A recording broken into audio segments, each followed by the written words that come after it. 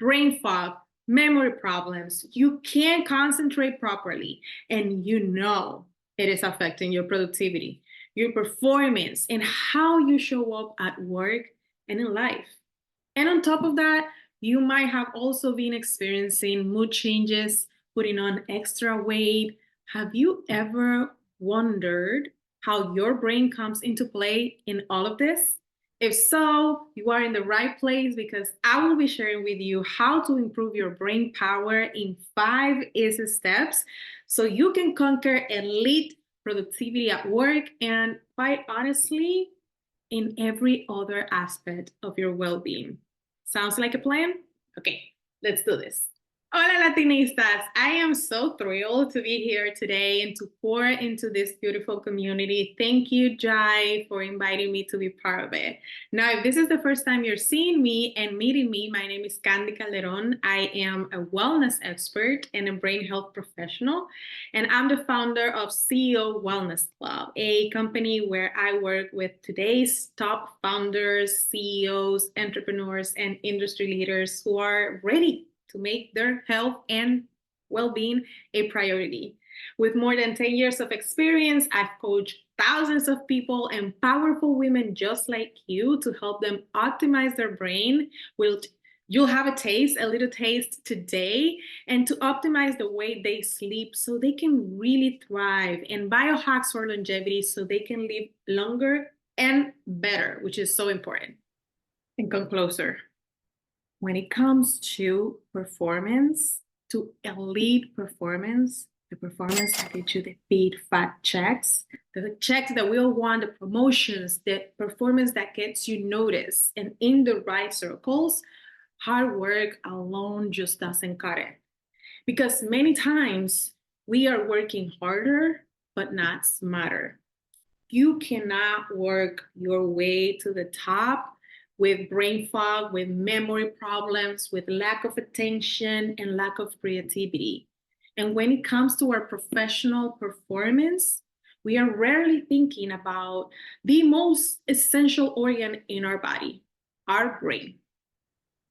Improving and optimizing our brain is really not that hard, but I know it can be confusing because there's so much information out there, research, papers, Google, and it's hard to decide or define what's real, what's not, what can I do, what it's available to me. But I am here to share 5 of key components that I have applied not only for myself, but also for my clients that I help optimize their brain for peak and elite performance. And the first one I want you to be mindful of is the gut brain axis, which is basically how our brain and our gut connects.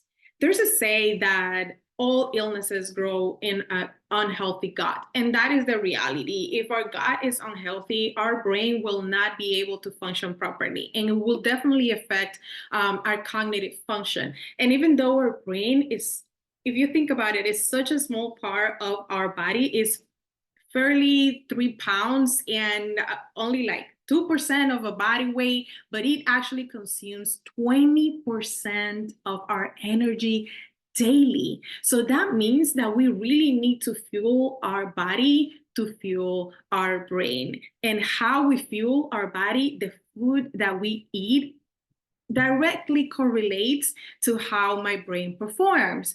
So with that said, it's so important that we try to eat as clean as possible, as close to Mother Nature as possible. But unfortunately, we are in a place where the standard American diet is far removed from what we should be eating. So the idea of eating a lot of processed foods, sugar, sugary drinks, stay away from what we should be doing in order not only for longevity, not only for general health, but in support of our cognitive power and in support of a sharp brain now, but also later. Because we're also, every tip and key component that I'm giving you right now will help with your immediate performance, but will also help you down the line as you grow older to have a fit brain then, which is so important. I know you'll say, thank you, Candy, and you'll remember me 20, 30 years from now, and you'll say thank you and be grateful that you started implementing that now. So going back to our gut-brain axis,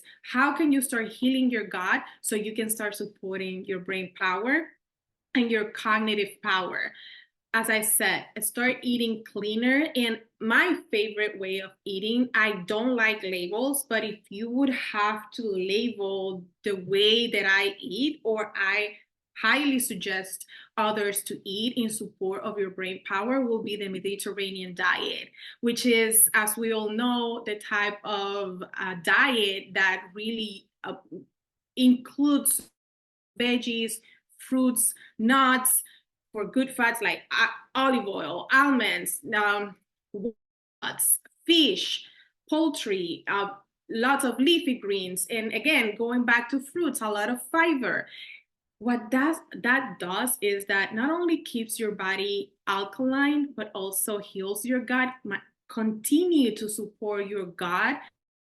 Remember, when we think about our gut is literally our second brain. If our gut is not healthy, we are not producing many of the hormones that supports not only mood but also overall health. Our serotonin, it's produced in our gut. So imagine if you live in a world where you are not producing enough mood enhancing hormone that is so important, how will that affect not only your daily life but your performance and the way you show up in life? So it start ditching the I just remember, I always think about in the past when I used to eat in a way that will not support my brain. And for example, I had a meeting before, I had an important meeting, and before I would just go down a burger or chips, how that made me feel and how I would perform, or my brain how would support me for that meeting. And it was always brain fog, it was always something.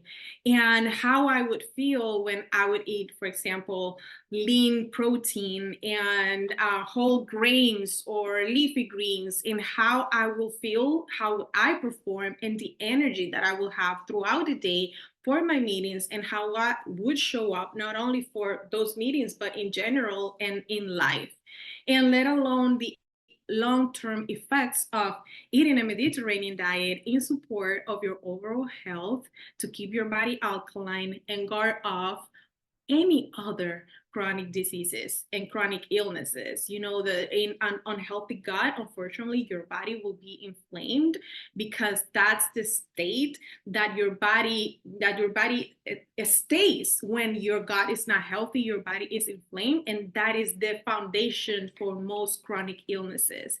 And your brain is not different. So I want you to start eating cleaner, less processed food, less sugar, and more close to a Mediterranean diet where you eat lots of veggies, lots of fruits, nuts, you name it. There's so many ways that you can include all of that into your diet. And I hope you do that. And with that, we'll go to our tip number 2, move your body.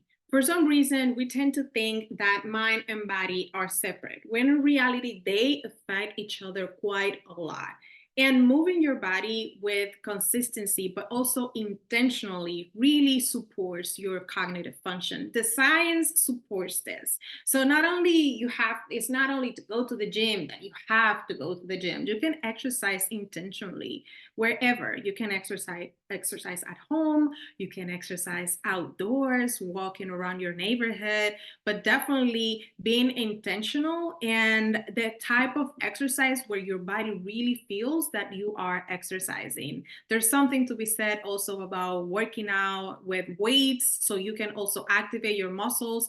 But definitely the science supports how exercising consistently and intentionally supports your cognitive function by way of activating neural connections. And we do that by through and via and thanks to a beautiful protein we create on our brain called BDNF, or brain derived neurotrophic factor, which is a key component for learning, thinking, and for learning, memory, and higher thinking.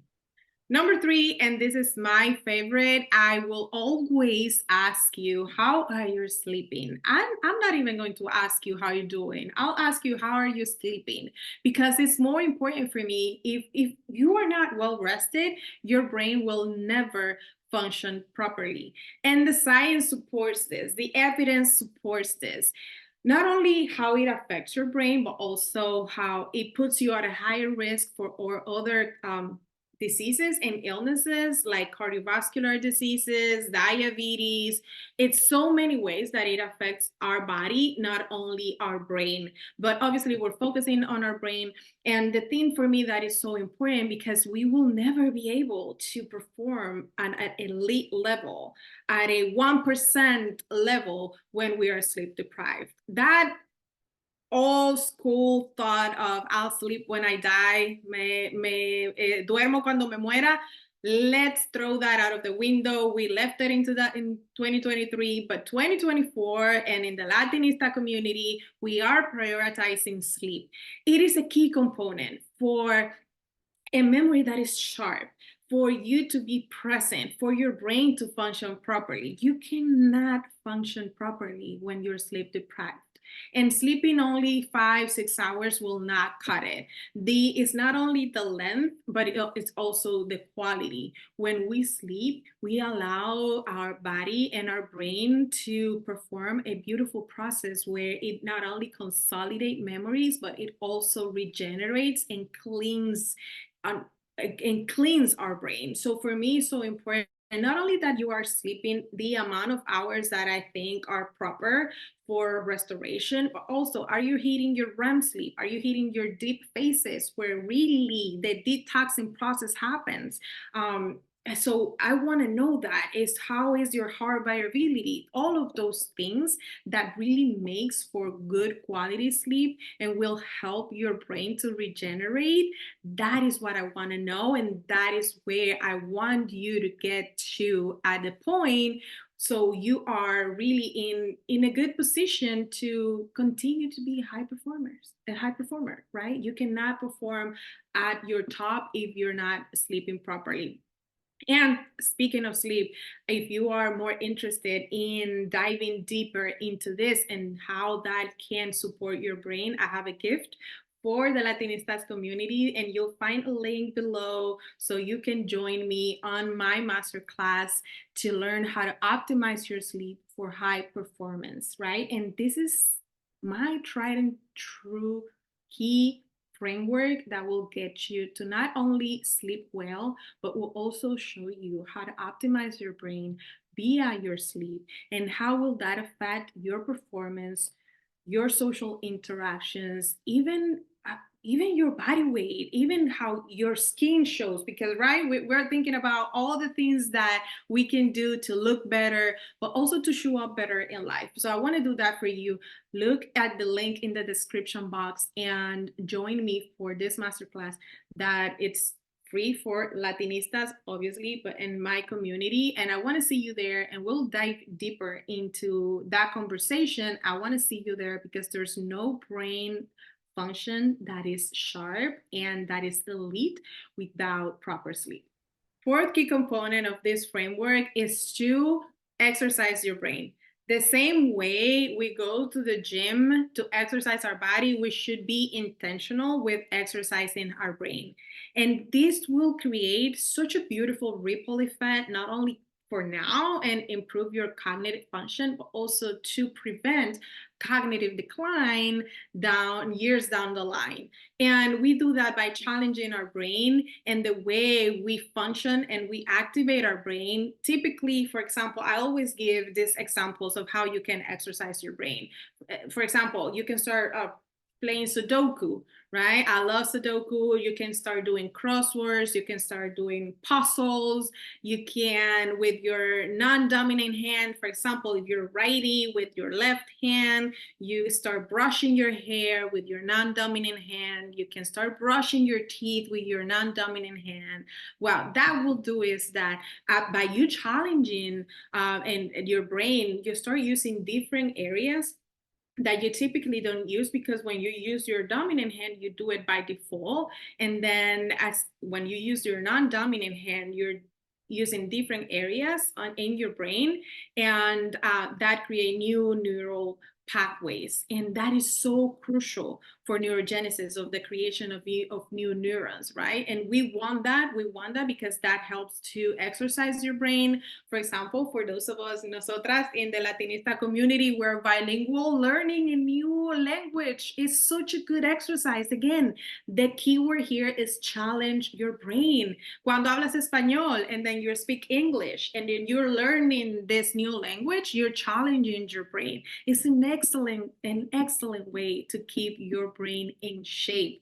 My favorite, dancing also. Oh my God, una salsita, una bachata, who doesn't love that? And it's not only the action of dancing per se, but also the fact of learning new steps, because you challenge your brain to learn these new patterns and follow the patterns of the dance and the steps. And that part of having to learn those new steps, dancing is always good. Who doesn't love a good dance, and they sweat it out, and the cardio with the dancing, especially with good partner. But it's more so the fact of learning the new steps. So challenge yourself to every weekend to learn a new dance, a new routine. There's so many good routines that you can learn on YouTube, or just enroll yourself in salsa dancing or ballroom dancing, which I love. Is actually one of my goals this year, to enroll in ballroom dancing. Wish me luck, but it's a beautiful way to challenge your brain and exercise your mind. And number 5 key component for this framework is to focus on positive things. I know it's human nature to first start thinking about the negative things that surround us, but it's so important, especially for brain health, to try and focus on the positive things and be mindful of our surroundings, our interactions, be vigilant with our boundaries. I always share this. And sometimes when we are in this journey of uplifting ourselves and removing ourselves from negative chatter, negative interaction, negative connection, being romantic, being friends, social circles, sometimes that will trigger people who will benefit from your lack of boundaries in the past. But I always say, not everybody can go. Sorry, not everybody can go. When we are in this process of building our future, building our legacy, and we want to separate ourselves from the negative chatter, the negative energy, not everybody can go. And part of that is being vigilant with our energy, with what I surround myself with people, environments, situations, and how do I remove myself from those who are not uplifting me or bringing anything positive into the equation that is my life. So not everybody can come.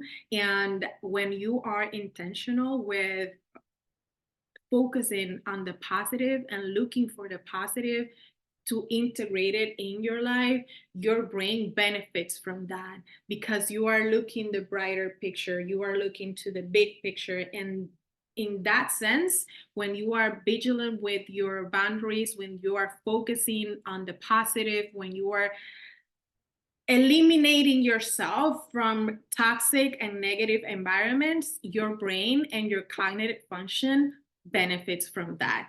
So there you have it. I gave you my 5 key components of my framework that will help you get you in the way and get you to third base when it comes to optimizing your brain. Those are 5 very simple steps. Of course, I go deeper when I work directly with you and in my programs to help you reach that elite performance stage where you are not only in the 1%, but also your mind is sharp now, but also thinking in the future. I am so happy to be here today and sharing with the Latinista community. Again, I left you some gifts in the description box. I hope to see you in the masterclass, and I talk to you soon. Besos.